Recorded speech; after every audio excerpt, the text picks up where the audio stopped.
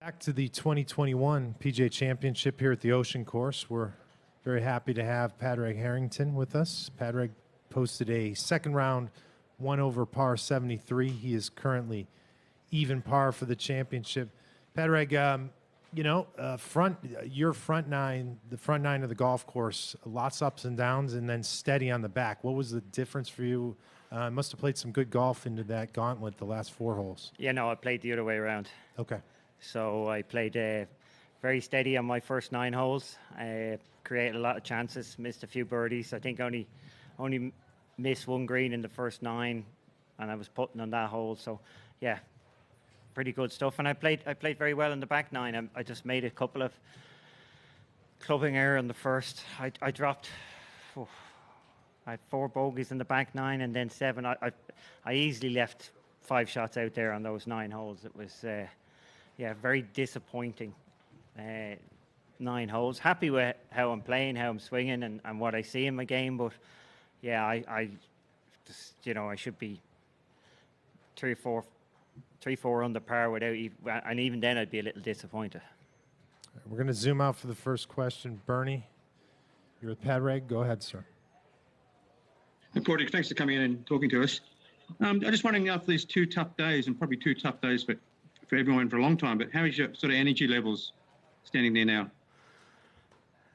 Yeah, good. We knew it was going to be a tough week, so I played 18 holes Sunday, no golf, well, no holes Monday, 9 holes Tuesday and Wednesday, so I'd be fresh.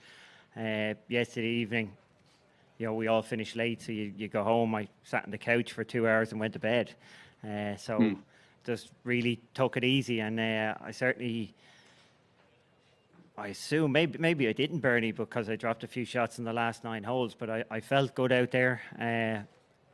Felt good about everything, and even in the position I'm in, with the wind on the range, this is not a week to go to the range at all. I'll probably hit a few chips and a few putts, and that's it for me, and rest up for the weekend, and hopefully play the same way the next 2 days and don't leave anything out there. Just a quick follow-up, if I may. Were you guys on the clock at any time today? Oh, yeah. No, we were on the clock for about 2-3 holes. The one, so Jason, that we started on the clock on the 3rd, and we'd a lost ball. So, yeah, we probably played in the clock for about 4 holes. Did you feel as though you were being rushed at any stage while on the clock or not?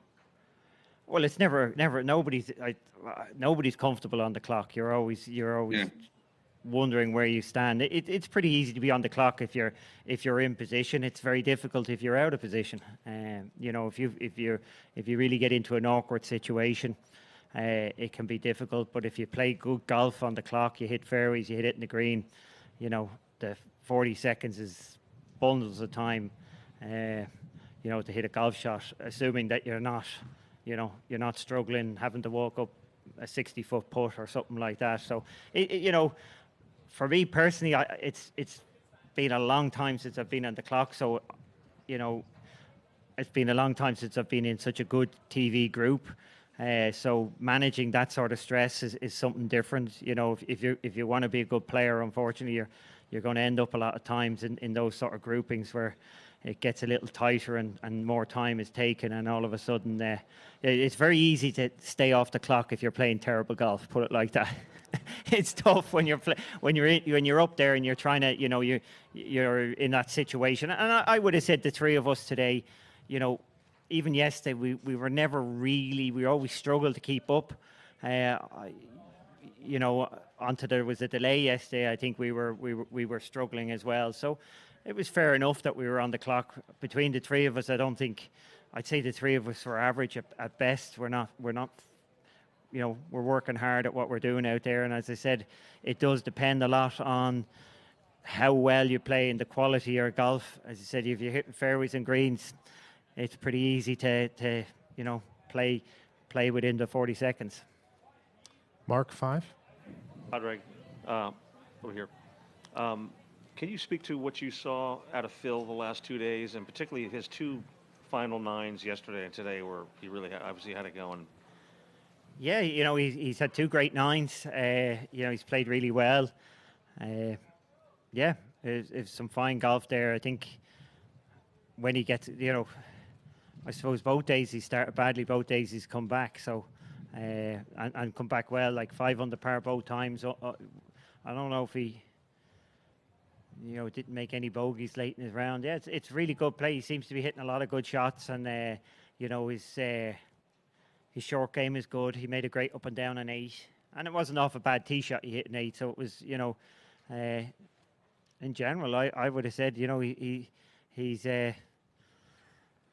like I wouldn't put it past him to, in the position he is. I expect him to contend, and I wouldn't put it past him being there at the end of the week. For sure, I'm a bit, I would think.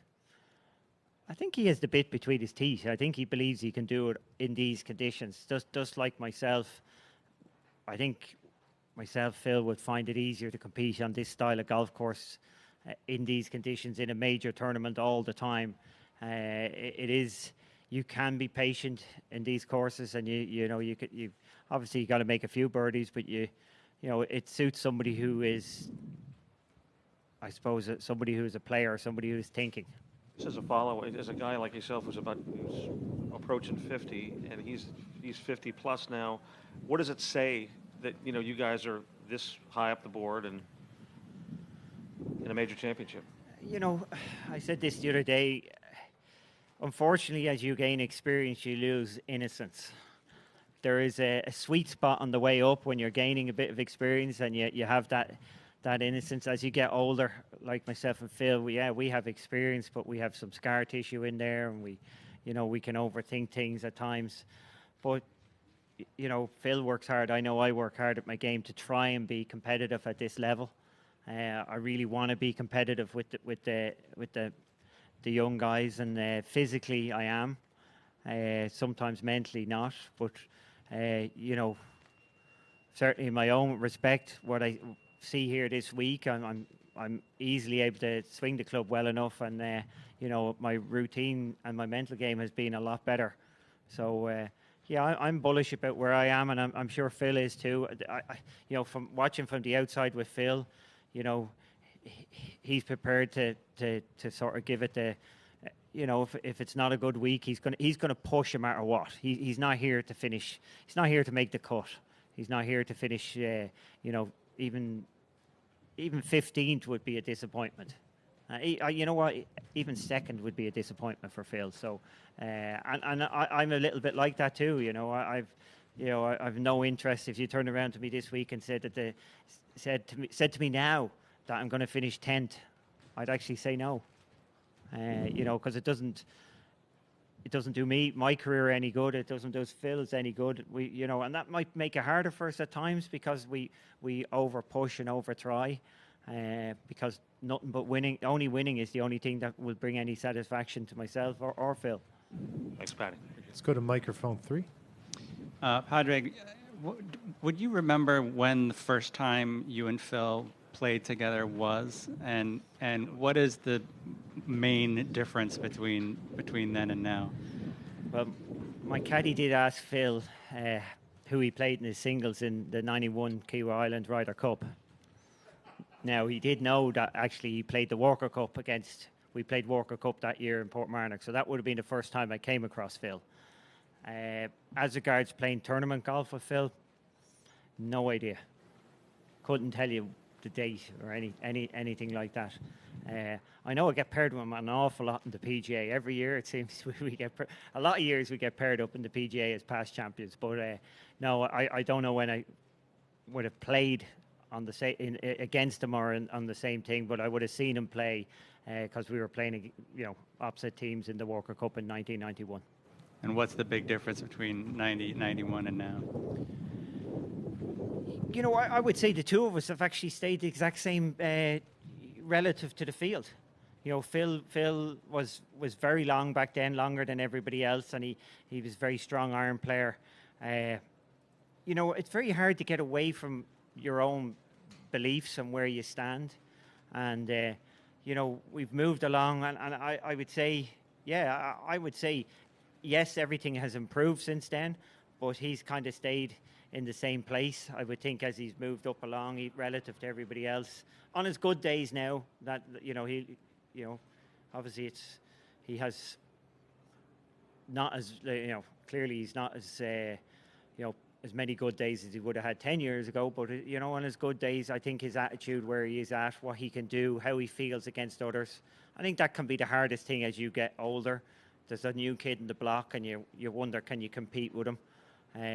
But I think the length for Phil, and very similar for me. I can't go out on the golf course and feel like I'm giving up something to the field. So if 10% of the field are reaching a par 5, I want to be one of those 10%. I just, and I think Phil is in the same category as well. He wouldn't feel good if he had to, go back and play in the middle of the pack. He wants to be in that sort of 10% that's capable of hitting any shot at any time out there, to give himself the chance, chance of, I suppose it's the chance when you're coming down the stretch that you're not hampered by, not being as physically good as the next guy. All right, we have time for 2 questions. We don't have time for follow-up. Scott and then Alan. Scott? But you mentioned yesterday that you're taking sort of your last bites of these type of events, and I'm wondering, how does a disappointment in a round like today, where you don't think you got what you should have out of it, compare to what it would have in the 2008 and 9? The disappointment for me now, and this really sums up how the game changes and the ebbs and flows. In 2008, it was inevitable I was going to win majors. So it didn't bother me if I didn't have a good day. I knew I just had to turn up, play my game, and that would put me in position to win majors, and it would happen. Now I turn up at a tournament and I think everything has to go right. And, I'm afraid that I can't take as many punches. I can't take as many mistakes. I feel on edge to compete. So when I play well like today and leave shots out there, I'm thinking, can I afford to do that? Whereas 2008, I would have gone, yeah, I can afford to do that. I'm going to win. It was just that so much in your comfort zone. And as I said, then new kids come on the block and you're looking over your shoulder and you're wondering, is your stuff good enough? All right, let's end it with Alan on 10. Yeah. Padraig, you mentioned that burning desire that you and Phil share. Obviously, a lot of players don't have that. Where do you think that need to win, where does that come from? I've always had it. I don't know. Older brothers, competitive in the golf club. It was a very competitive little, just the way we played. There was always something on the line. Certainly not advocating for any young kids to go out there and gamble, but I'm advocating that you go out and play and put something on the line, and that's always been my way. I've always enjoyed overcoming things and not, especially if somebody was better than me. I really like to beat somebody, and it'd be the same now if we went and played. Darts. If you were way better than me, I'd have no interest. But if you were a little better than me, it would really give me a boost to try and beat you. So I like the idea of, somebody's supposedly better. I like just being able to do that. So, yeah, a very competitive nature. And I'm sure Phil did. I know I waned quite a bit there, 3, 4, 5 years ago when my putting really went south on me. You start wondering, do you want to do this? But thankfully, after, a couple of years of that, you kind of go, well, even if you're not playing your best golf, I actually quite like being out here and doing what I do. I really like playing golf. And the reality of it is, literally, I assume there's hardly any person in the world wouldn't want to swap their lifestyle with what I do, even if it's not as good as it used to be. Padraig, thanks so much for stopping through. Best of luck through the Thank you. weekend, sir.